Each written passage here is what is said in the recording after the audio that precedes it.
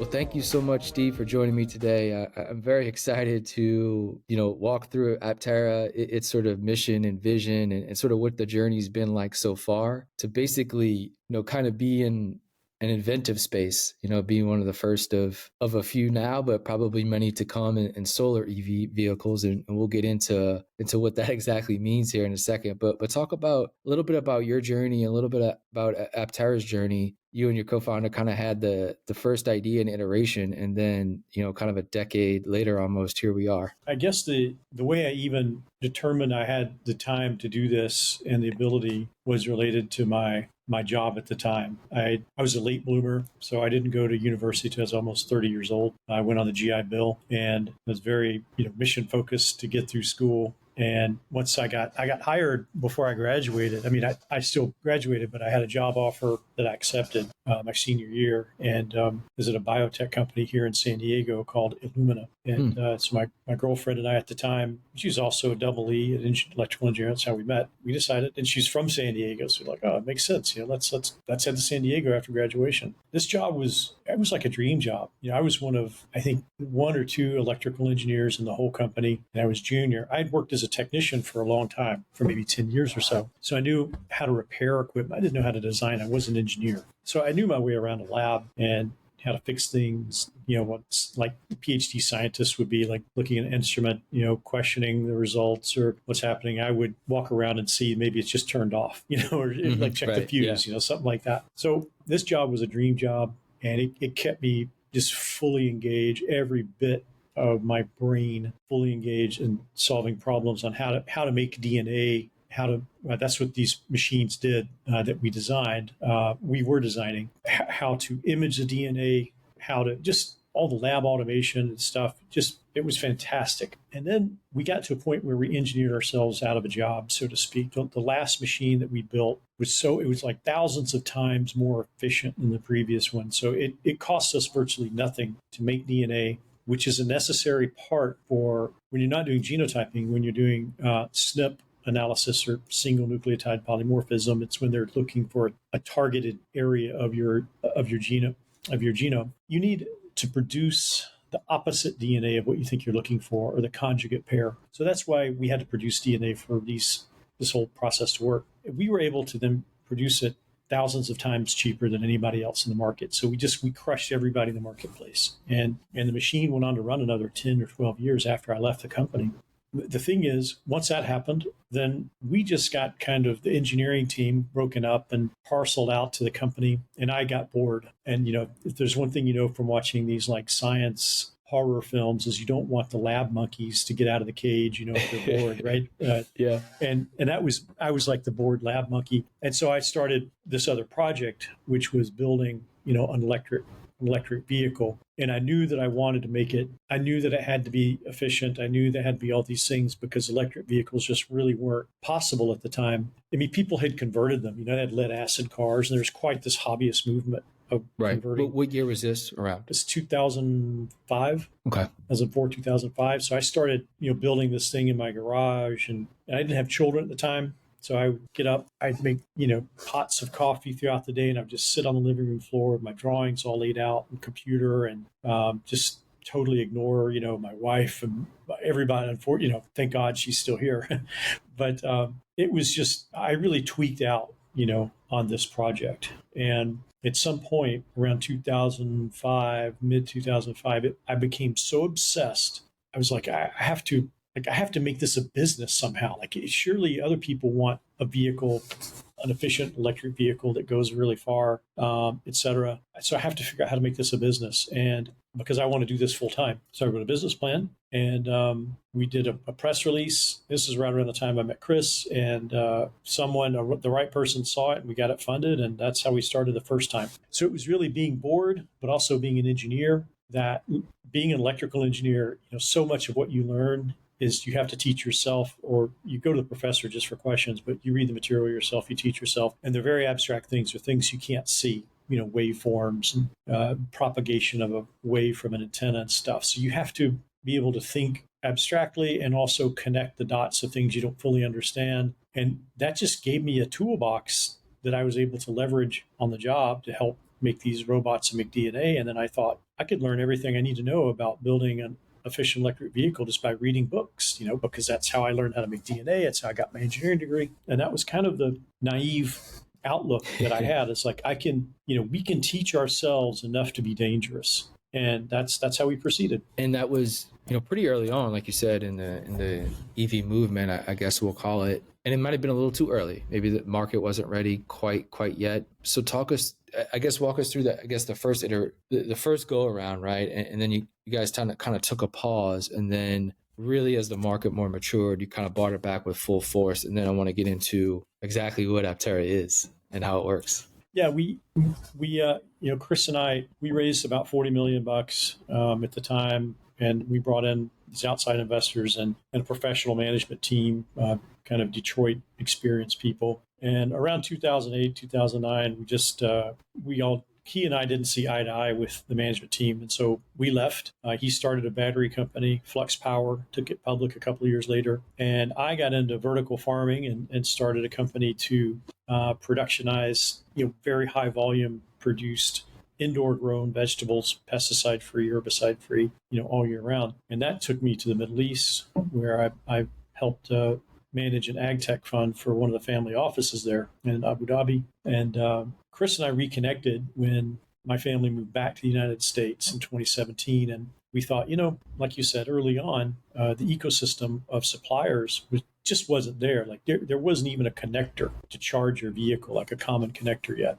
And so that's one of the reasons why Tesla had to become so vertically integrated, is because that ecosystem didn't exist. They had to create it. Well, now the ecosystem exists, and the market has validated the need for electric vehicles because, Tesla's grown into one of the most valuable companies in the world, and we see people moving more and more towards electric. So that's how we knew in 2019 that the market was ready, the customers would be there, and our analysis of the market showed us that range was the most important factor in not the only, but one of the most important factors in the consumer's choice of electric vehicle, which in part explained, Tesla's profound growth, because they had the longest range electric vehicles. There's other factors, price, performance, et cetera. But once we determined that range was that big factor, and with our analysis, we said, how do we, our platform lets us dominate the range equation, hands down. So this is the time to do it.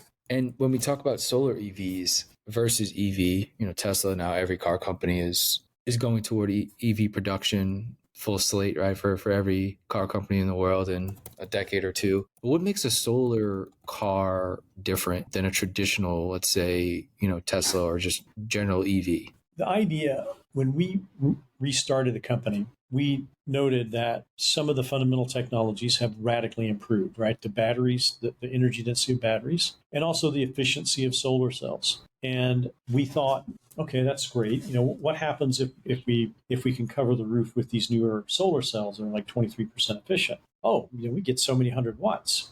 And now we use about 100 watt hours per mile. That's our energy consumption. So that's a fraction of like a Tesla Model 3 or a Nissan Leaf or Chevy Bolt or something. So Chris and I both were like just doing the math in our heads, and we kind of said to each other, looked at each other at the same time and said, why don't we cover the whole thing in solar cells? Because like that would be up to 30 or 40 miles per day that we could harvest, like just from having the cells covering the body. And there's something fortuitous that happened in doing that. So we had these cells, and we were trying to figure out how to bend them in two axes. We realized two things. If we rotate it, 45 degrees, then you can bend it sort of bend the diamond portion as opposed to like bending a diamond as opposed to bending a square. I don't know if that makes sense, but if you just rotate it slightly, because right. This is counterintuitive, because most people, you look at university solar projects or things like that, they pack all the rectangular cells together. And we had also wanted to avoid that aesthetic. I wanted to like subconsciously trigger something in people's minds that was elevated from that. And so the idea of rotating it 45 degrees also looks like a diamond, so it just connotes something different than having if it were just rectangular cells. It's hard to maybe imagine in your head, but if you look at the vehicle now, just imagine instead of them looking like diamonds, if you were to rotate it and they look like squares, it'd be kind of awkward looking. Once we realized that we could pack that many on the vehicle and have it become an integral design element, then we said, 30 or 40 miles a day is really meaningful. That's more than most people drive.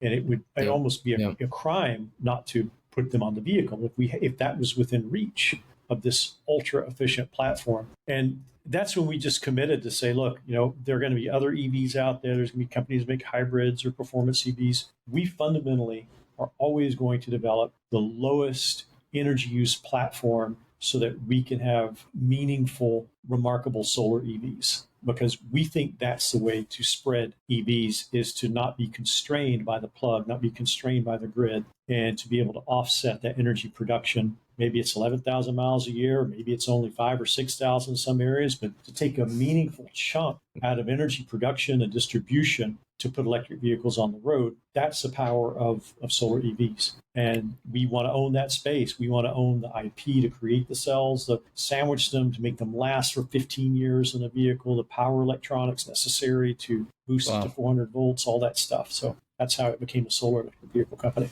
And not being constrained to the plug is sort of huge, and that's a big differentiator at the moment. When we look at the battery and like you said before, maybe a lot of the components in the supply chain weren't quite there, a decade or so ago. Now when we look at batteries, is it the same battery in a solar EV as it would be in a sort of a traditional EV? The only difference is maybe the size, but the energy is stored similar as it would if you're getting energy from a plug versus the sun. Is sort of the same thing happening there?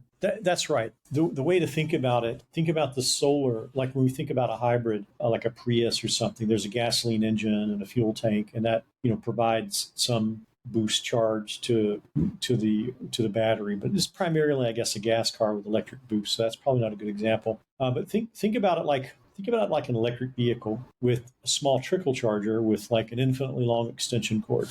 That's kind of the way to think about it. Yeah. It's just always putting this trickle charge of up to 4 kilowatt hours per day into the vehicle, whether you're driving or parked or whatever, as long as the vehicle will accept the charge. It could be fully charged, in which case we'll do creative things. We'll like turn on the air conditioning. We'll try and use that energy that's being produced for good, as opposed to just not convert it. The battery functions the exact same way. The only real difference between Aptera and other EVs is that to go the same distance, our batteries are a fraction of the size. And that's why we're able to produce vehicles that cost less, because we need such fewer cells than the competition. I want to talk about the design for a little bit, because when you see it, you're taken aback because it's so different. When I was reading, I guess it's sort of in this shape but like in sort of a parallel to a dolphin sort of body shape in some way. But I guess talk about the design process and what goes into something like that, because it takes into account, like you said, lighter battery, might mean, longer distance, right? Because the battery's lighter, but also using different materials indoors, all these things. Going back, when we started, there's a common exercise in mathematics or in engineering, like when you're exploring a new concept or you're trying to, find out what are the main drivers of an equation or something. You'll set different variables to zero or set them to infinity and kind of see where the equation blows up. And so, you might discover, well, these variables here don't really change the outcome that much, but this one, really changes the outcome. And when I discovered that most cars use half of the energy just to push the air out of the way at highway speeds because of the drag coefficient, or the drag product rather, and that's the drag coefficient multiplied by the frontal area of the vehicle. I sort of asked myself I did this thought exercise. Okay, well, I can't change the frontal area because we want two people sitting side by side. We're not going to seat tandem because nobody will ever buy a vehicle like that because it's too extreme. It's like I would choose it because I'm, a nerdy kind of guy, but most people want to sit side by side, right, with whoever they're riding with. So I can't change the frontal area. But what if I made the drag coefficient go to zero? Like, surely there must be a shape that's, mathematically describable, continually differentiable, that the drag goes to zero. And that's what set us off studying, all the different efficient sort of university hypermile cars, the solar racing cars, the Shell Eco Marathon Challenge cars, they had teardrop, they had camber bodies, they have all kinds of different design. And we sort of stumbled into some forms that were good for packaging a large frontal area. And that cambered body has a unique property, like you said, like a dolphin or shark or other fish that swim near the bottom of the ocean. When they swim near the bottom of the ocean, they kind of make their bottom flat and their top rounded, almost like a wing a little bit, so that near the ocean floor, they have very low drag. And that's called ground effect. And once I realized that, Aptera, like any road vehicle, it's in ground effect.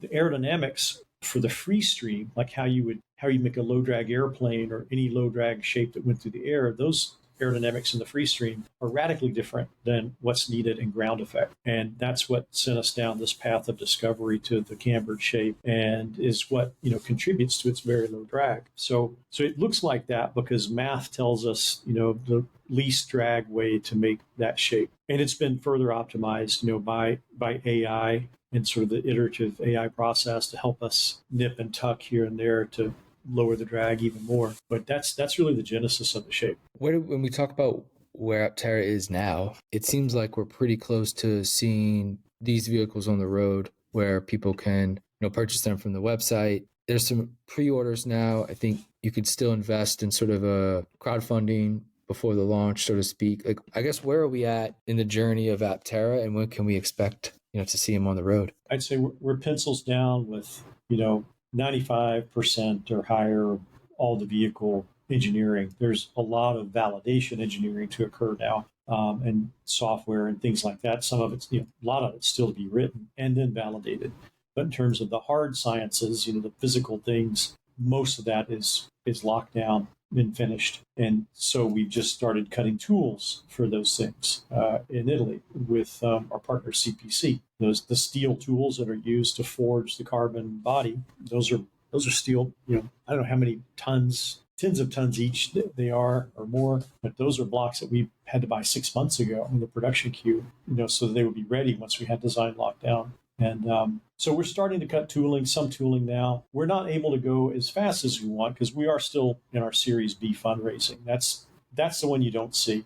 That's not the crowdfunding. That's us going out to the capital markets, dealing with institutional investors. And Gotcha. Those are what require Chris and I to travel. He's in Europe right now. We both just got back from Switzerland. I have to go to Dubai this week. I just found out this morning. And so we are, I would say, 4 or 5 big deals in between the Middle East, India, and Europe that we're working that should bring in the production money into the company. But while we're, the 150, $200 million, not only to fully fund the factory, but to increase production to 2 shifts and do all kinds of other things that we want to do with service. So that plan is in the process of being funded, and we are still using our crowdfunding to do whatever tooling progress we can to inch closer and closer to production. So we're not just keeping the lights on, so to speak. Everybody here has their hands in doing something every day that moves us closer and closer to production. But they really become unlocked once we close the Series B fundraising round, which I'm very hopeful we have some very positive momentum with that. It's just stuff I can't talk about publicly. Sure. When you think of the ideal market this is for, would you say it's sort of that day-to-day travel, so now, many people work from home, right? So now people are driving even less, we would say, comparative to, just a few years ago. So this type of product is really meant for this era of, maybe you're not driving 20 miles to and from a job anymore. Maybe your daily commute is just, perhaps go pick up lunch, or you go to the grocery store, or you go, pick up somebody from school, right, to come back, and then you can have your meetings the rest of the day at home. Is that sort of the perfect fit is for that under 25 mile a day sort of driver? It's a difficult question, and I say it like this.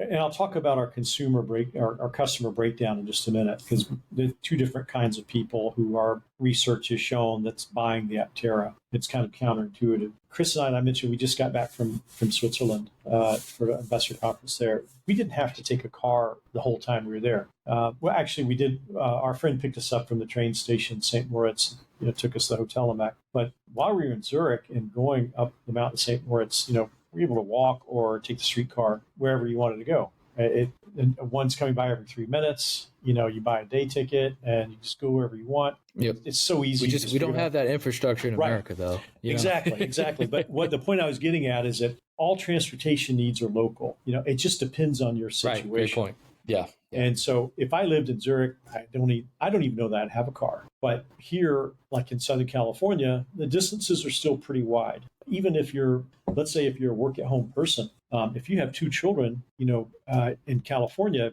we pay the most for education per child than any other state or country in the world, I think. But we really don't have functional PE programs. We don't have functional music or dance programs. Parents have to pay for all those themselves on top of whatever they pay in property taxes. So you end up having to shuttle your kids around all these different places, just part of the normal course of events. So there's a lot of people, in that situation where they work from home. They don't want to drive anywhere, but they're taking one kid to dance and another kid to coding camp, and another one to soccer practice. And their Saturdays and Sundays are just spent shuttling kids around. So I would say in the U.S., and especially in the West Coast, people do drive a lot. It's, distances are just further than they are in, let's say, in the East Coast. As such, I think most people, if they lease a car for 12,000 miles a year, I think most people struggle to stay under that. They end up going over it or buying, some mileage ahead of time to go over it. So I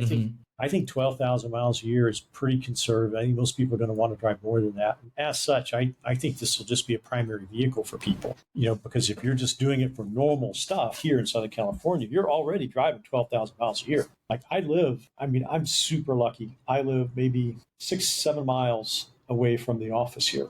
And it's just really close. And sometimes I can, my daughter can even take me and drop me off. Now that she's driving, she'll take my car sometimes. And even with those close distances, I'll for sure do more than 12,000 miles a year. And you go to somewhere like Texas, that's even worse. I mean, you're driving 30 minutes to school. Yeah. So I would say anywhere where people want to drive an electric vehicle and they want the freedom of just having to worry about where they're going to charge it, how they're going to charge it, all that kind of stuff. Maybe they only have a small garage, only they can charge one at a time. Anywhere you have that situation, somebody wants to save money on their fuel, on their gas. We're going to be about a quarter of operating costs of something like a Toyota Camry. And, any of those small cars, like I drive a Chevy Bolt. You take a Bolt or even a Model 3, you put two large suitcases in it, you just transformed it into a two-person vehicle because you can't use the back seats. Right. You can't even fit two suitcases in the back that size.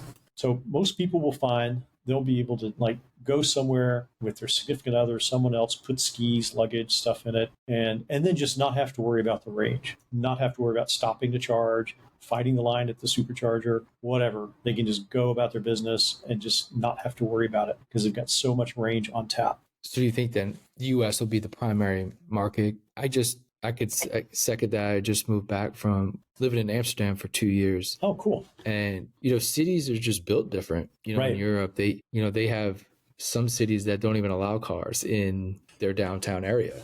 Right. Which is like, can't even imagine, right? Trying to get that passed at local legislation for even a small city in America, right? It's just not even on the radar, but it works so well there. I didn't drive a car in 2 years. I still don't have a car that I moved back. Right. But you kind of, when you get back, you kind of notice you really you don't almost have no choice. You kind of have to get a car. Yep. It's just like you said, the distances are just different to go to places. So do you think U.S. will be the primary market just because here cities are built much different than, let's say, Europe or, other parts of the world? I mean, there's certainly most of the pre-orders are here, in the United States. Overwhelming majority are here. The rest are, let's say, scattered through Australia, Germany, Switzerland, Spain, England, and then just onesies and twosies after that. I agree with you. Like in Amsterdam and places like Munich or Zurich, the best car is no car. It's because the public transport network is so mature. But come back here, the distances are too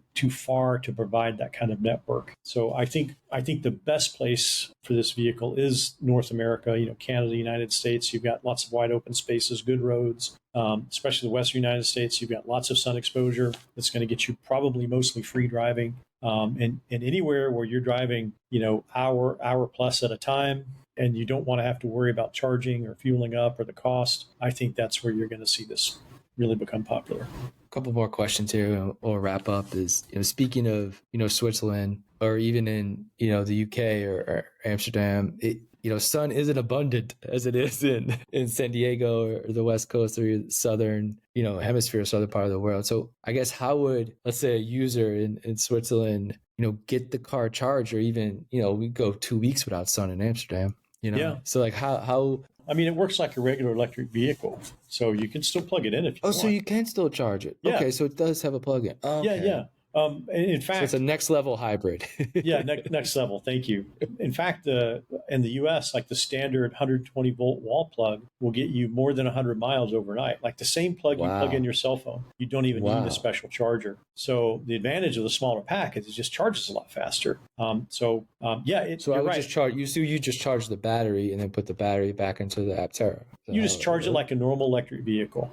Gotcha. In fact, and that's just the way to think about it. Think of it as like a normal electric vehicle that sometimes will magically charge itself. But if it doesn't, or if you drive more than that, then you plug it in like a normal electric vehicle. So yeah, most people, so to answer your question, so let's say you top it off full charge somewhere in Holland, and you're right, it's like very overcast, and it will produce some power on those days, just not as much. It may mean that you only have to plug it in like once every couple of weeks or something like that. Right. Right. Which is still like a nice convenience.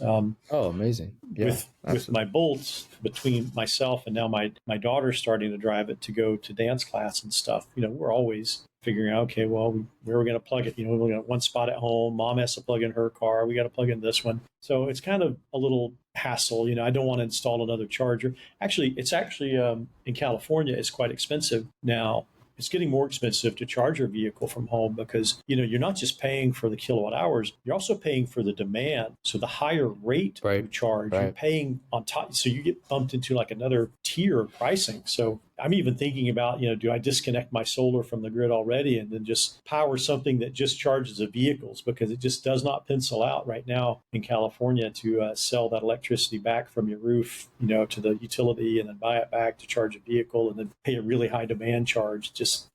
They're getting all the upside, we're not getting any of it. So the Aptera kind of takes that. It just makes that conversation irrelevant. Last question here is, when you look 3 to 5 years down the road here, what does success look like for you and the team? What are some of the goals that you hope to hit in that time frame? I think success is this facility here in Carlsbad running 2 shifts, producing 10,000 vehicles a year. The company's well profitable, and Chris and I are able to take more of an advisory role, knowing that we've recruited just really world-class people here, high-quality people who are going to be able to take this company ahead, move it forward, advance the product, advance the vision without the founders, needing to be there at every turn. But kind of despite the founders, the DNA is now in the company and it's in the product. And to see that manifest, to see us not, to need to be as involved so that the team, and they're already doing that, to some degree, but that'll be like the real sign of success for us. It's like, okay, we did our job. We hired really, really good people, and we, made the expectations known and trained them, and now here they are, and they're just able to do everything. Amazing, Steve. Well, thank you so much for taking the time. I know you're super busy, and it's been great to learn about this stuff. And I know listeners are going to get a lot out of this as well as I did. So I appreciate you taking the time, and best of luck to you and the team for the next decade. Hey, it was my pleasure. Thank you very much for the opportunity.